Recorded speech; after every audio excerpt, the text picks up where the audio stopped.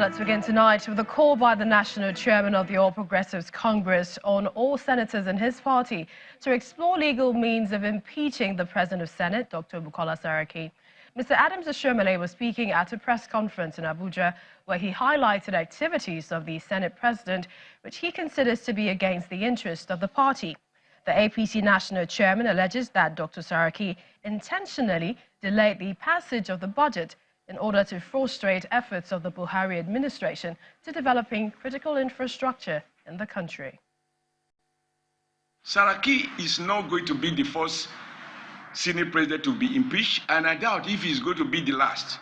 But definitely he will be impeached according to law and according to democratic norms.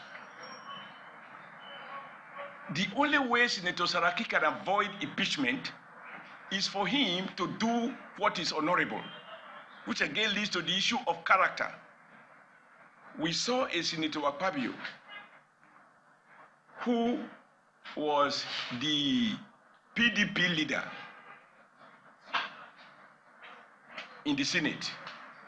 Once he made up his mind to leave the PDP, even before announcing his defection, he first wrote to inform the PDP, as a man of honor, please, I hereby resign from this office.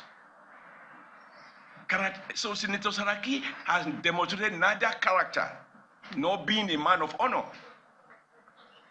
He cannot, like I told him to his face when the last time we had a meeting, I said, you came to join APC as a senator. If impeachment by itself is unlawful, the act of impeachment, if it is unlawful, then you can probably understand where he's coming from. But the truth is, it is lawful to impeach anyone, including the President of the Senate. Well, in the meantime, the Senate President, Dr. Bukola Saraki, believes that the statement by the APC National Chairman, Mr. Oshiomhole, asking him to resign is mere wishful thinking. In a statement by his Special Assistant, Yusuf Olaniyonu, Dr. Saraki says the APC will continue to dream about their planned removal of the Senate President as they need 73 senators to lawfully remove the President of Senate, and they will never get that in the present 8th Senate.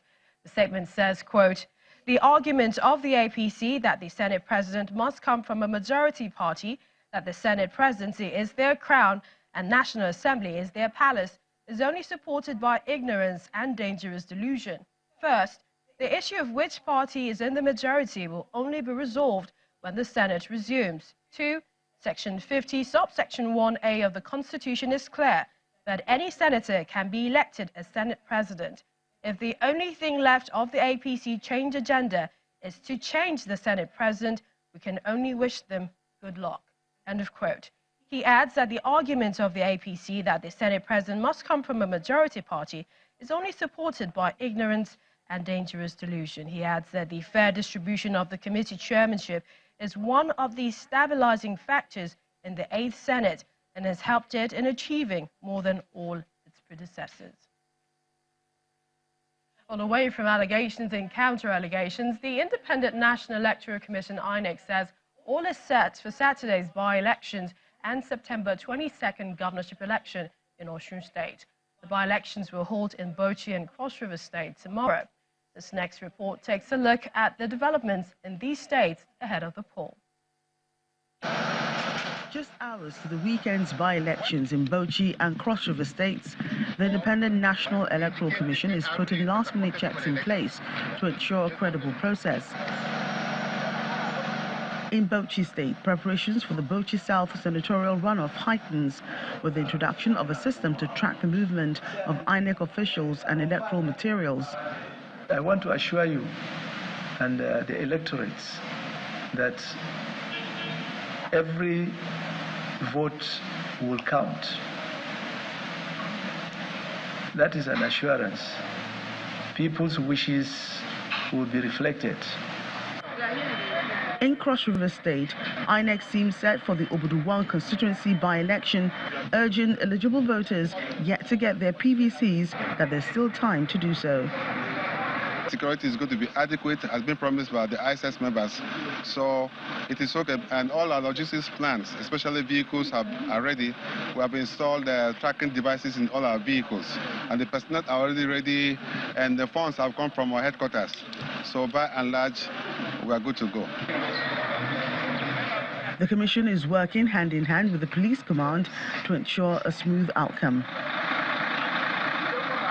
In our quest to ensure that the election take place peacefully, we made some arrests of some hoodlums that are not from Obudu, but went there with the intention of fomenting trouble.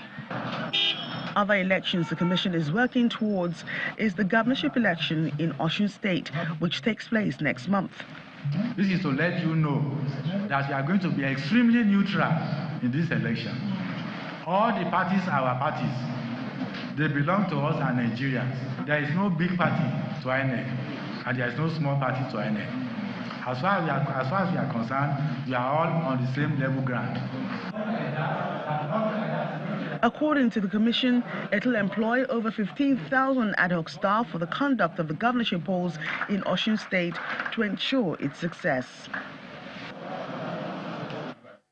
Well, joining us on the news at 10 is Oluwole Osazozi. He's the Independent National Electoral Commission Director of Publicity and Voter Education. He joins us from Abuja studios. Many thanks for joining us on the news at 10.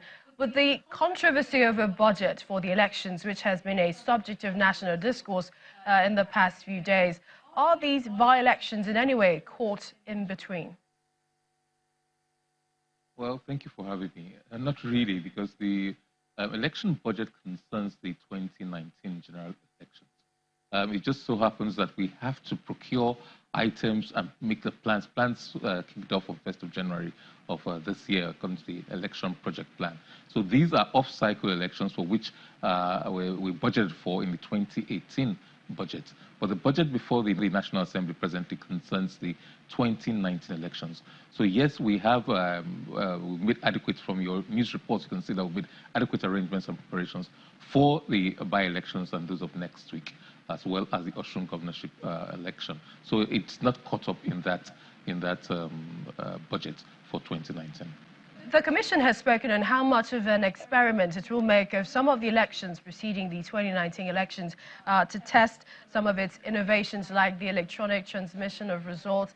Can you tell us specifically about this? Well, yes, we had promised Nigerians that we would not want to deploy take a major step with the 2019 elections. We will pilot several schemes, inclusive of the electronic transmission of results before that election. We use some of these off-cycle elections. We used Anambra. We have done it in Sokoto. We've done it in Anambra, and also in Ekiti. And we'll also use the electric transmission in these by-elections, as well as in the Osun governorship election. Tomorrow morning, the situation will be activated in the INEC headquarters, so we'll monitor all that is going on in the field in all the 4 affected constituencies and senatorial districts where elections will take place tomorrow. And part of what we're doing is let us see how well these transmission results will go. It worked very, very well in Ekiti, but we'll fine-tune not just that, but all the other processes which we probably will deploy for the 2019 elections. You said it worked well in Ekiti, but some observers criticized it, saying that it was not in full effect. And, you know, you're saying it will be full scale tomorrow, considering what we hear about your pact with the National Communications Commission. Well, the 2 issues here. First is that I'm not aware that any CSO criticized the commission and that it wasn't fully deployed. Maybe they were not aware that it was. I definitely did not see that report, but maybe it will be contained in some of the final reports, which some of them are yet to submit to the commission. It was fully deployed.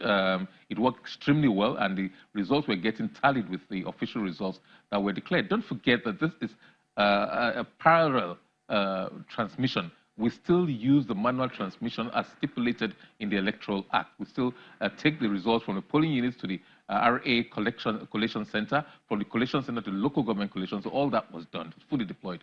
As for our collaboration with the NCC, it's very good indeed. It's going on very well. Yesterday, the Joint Technical Committee of both commissions submitted a report, and that report is being studied, and we'll have more discussions with the NCC and with the telcos, also to see how we've mapped our polling units vis-a-vis the coverage, 2G, 3G coverage. So everything is going on quite well, and but that doesn't have a direct bearing with these elections for tomorrow. And with the rate of vote buying that we witnessed perhaps in recent past elections, how does INEC hope to fight this tomorrow?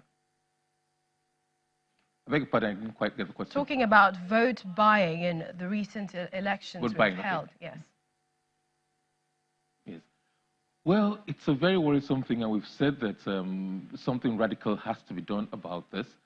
For those things that we can do, the administrative setup, we've tried to rearrange our polling units such that to further enhance the secrecy of the vote and discourage voters from in any way exhibiting their ballot paper, so that the agents or whoever those who are involved in purchase of votes will not have an opportunity of seeing how any particular person voted. So we have rearranged, reconfigured our polling units and distance where the other people who have a direct bearing with the election stand, so that they, at least in that way, for now, that's a short-term measure which we can do. But other things like strengthening the law and ensuring swift prosecution of all those caught up in the web of vote buying or vote selling will be quickly and promptly prosecuted. So for now, this is the thing we can do immediately. But definitely, we are still considering all options, and we probably will deploy some of those options there. And we're engaging with the security agencies as well. We've had a series of meetings with the lead agencies and other agencies involved in electoral security, and they have been or will be on the lookout for this come tomorrow. And perhaps finally, as brief as you can, we hear, for example, in Cross River State that there are as many as 8 security agents for one polling unit. Can you confirm this? And perhaps after tomorrow's set of by-elections, how many more do we have on the table? Well, I think there's a coordinated approach to the deployment of security agencies such that you will not have too many in one particular location and not enough in other locations. I honestly don't know the number deployed, but the minimum, I think, usually will come to about 4 or thereabouts. But the police is the lead agency, and there's a deployment schedule which all the agencies have, and we have numbers of all the agents, security agents deployed to every particular unit. I honestly cannot say how many for each particular unit. All right, well, thank you so much, Mr. Oluwole Osaze, the INEC Director of Publicity and Voter Education, for joining us on the news at 10. And in part 2, after the break, gunmen storm a community in Benue State, killing no fewer than 9 residents as Governor Otom calls for calm. Please stay with us.